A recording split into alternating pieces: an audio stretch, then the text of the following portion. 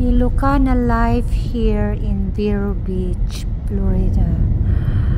Ito, pagkatapos kong maglinis sa vegetables garden ko this early morning, habang yung araw ay hindi pa masyadong mainit. Pagka ganyan na mainit na, ito na yung ginagawa ko. Errands time naman na. Ang ginagawa ko, kailangan paggising ko sa umaga, diretso na akong mag-work sa garden ko kasi hindi pa ganun kainit.